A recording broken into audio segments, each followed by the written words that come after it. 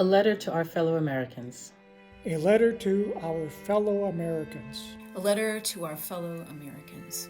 We, the undersigned bishops of the Episcopal Church, write today out of grief, righteous anger, and steadfast hope. What happened a week ago in Minnesota and is happening across the country runs counter to God's vision of justice and peace. This crisis is about more than one city or state. It's about who we are as a nation. The question before us is simple and urgent. Whose dignity matters? Whose dignity matters? Whose dignity matters?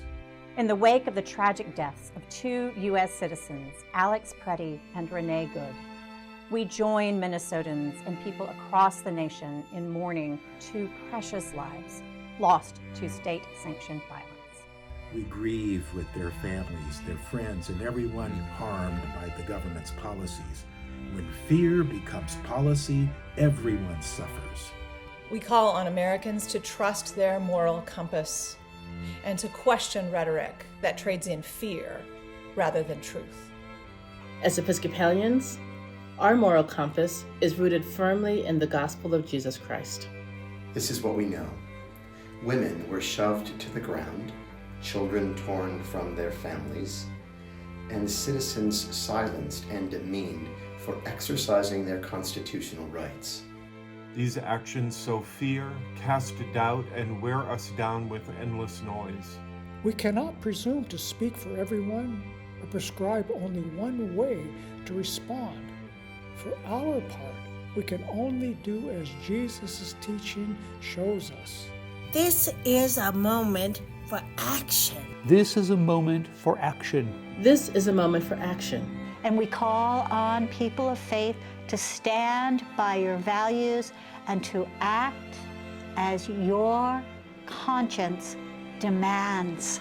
We urge the immediate suspension of ICE and Border Patrol operations in Minnesota and in any community where enforcement has eroded public trust. Because the rule of law is weakened, not strengthened, when power is exercised without restraint. We also call for transparent, independent investigations of the people killed. Investigations centered on truth, not politics. Justice cannot wait, and accountability is essential to healing. We call on the elected officials of our nation to remember the values that we share, including the rule of law. Rooted in our Constitution, it ensures that law, not the arbitrary will of individuals, governs us all, protecting individual rights, ensuring fairness, and maintaining stability. Every act of courage matters. Every act of courage matters. Every act of courage matters. We must keep showing up for one another. We are bound together because we are all made in the image of God. This begins with small, faithful steps.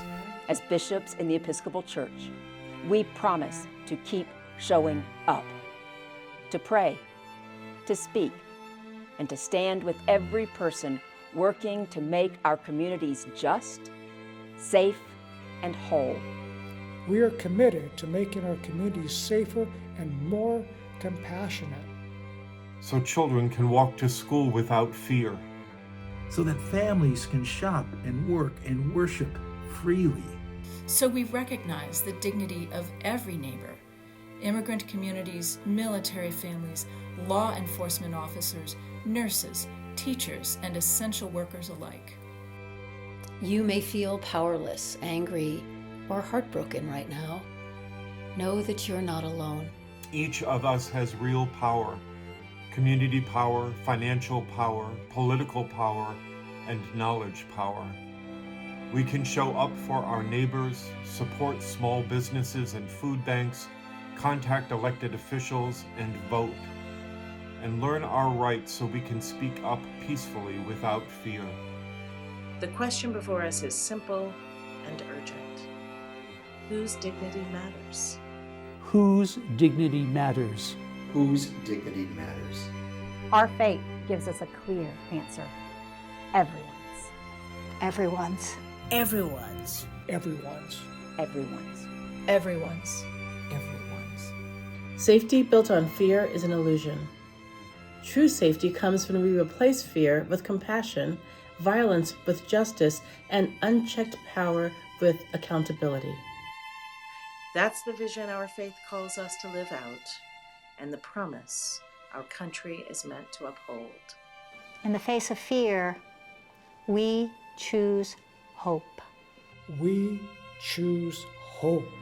We choose hope. By the grace of God, may this season of grief become a season of renewal. May courage rise from lament and love take root in every heart.